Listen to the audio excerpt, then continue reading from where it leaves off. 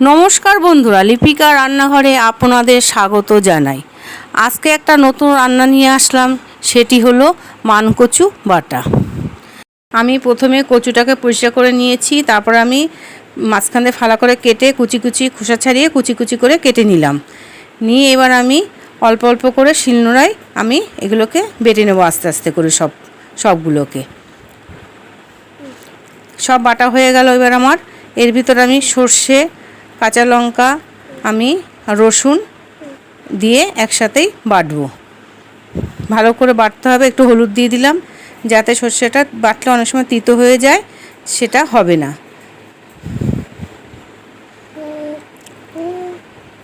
এরকম কচু বাটা হলে এক থালায় ভাত খাওয়া হয়ে যায়, খুবই সুন্দর লাগে। আপনারাও করে খাবেন, দেখবেন খুব সুন্দর। এবার আমি এগুলোকে একসাথে সব বেটে নেব।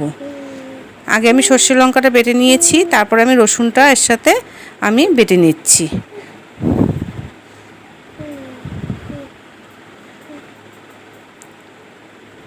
আমার বাড়িরই কচু, এটা খুব বেশি বড় না, ছোট একটা কচু ছিল, সেটা দিয়ে আমি এই রেসিপিটাকে আমি শুরু করলাম। এবার আমি কড়াইতে কিছু পরিমাণ তেল দিলাম। তেল দিয়ে যেই আমার গরম হয়ে যাবে তেলটা, এবার আমি কালো জিরে ফোড়ন দেবো। অল্প পরিমাণে দেবো, ছোটো চামচের 1 চামচ দিলেই আমার হয়ে যাবে। দিয়ে এবার আমি সেই কচুটা বেটে রেখেছিলাম, এবার আমি এর ভিতর সম্পূর্ণ দিয়ে দিলাম। দিয়ে এবার আমি এতে একসাথে সব কিছু দেবো। এবার আমি হলুদ দেব, একটু নেড়ে নিচ্ছি ভালো করে। এবার আমি এর সাথে যা যা লাগবে আমি এবার সব পরিমাণটা দিয়ে দিলাম। কচু বাটাটা দিয়ে এবার একটু নেড়ে নিচ্ছি ভালো করে। নিয়ে এবার আমি এক এক করে যা যা লাগবে, যেগুলো বাকি আছে সেগুলো দিয়ে দেবো।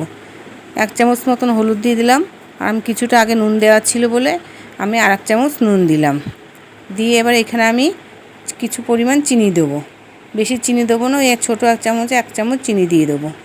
দিয়ে এবার আমি এটা ভালো করে নেড়ে শুকিয়ে নেব।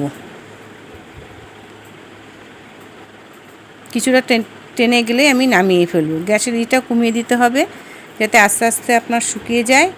জলটা টেনে এবার আমার কাঁচা লঙ্কা চেরা ছিল 4-5টা, সেগুলোকে আমি দিয়ে দিলাম। দিয়ে এবার ভালো করে নাড়তে নাড়তে দেখবেন মিশ্রণটা একেবারে আমার শুকিয়ে যাবে। খুব শুকাবো না, শুকালে খুব ভালো লাগে না খেতে। আমার প্রায় হয়ে এসছে এটা শুকানোটা। এবার আমি আরেকটু নাড়িয়েই আমি এটাকে নামিয়ে ফেলবো। আমার গ্যাসটা কিন্তু বাড়ানো নাই, কমানোই আছে।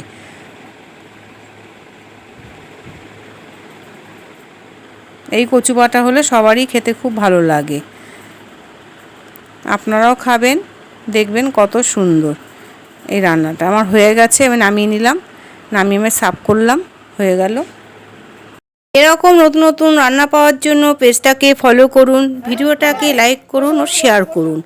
যদি আপনারা ফেসবুক থেকে ভিডিওটি দেখে থাকেন তাহলে পেজটাকে ফলো করুন, আর যদি ইউটিউব থেকে দেখে থাকেন তাহলে চ্যানেলটাকে সাবস্ক্রাইব করবেন। ধন্যবাদ।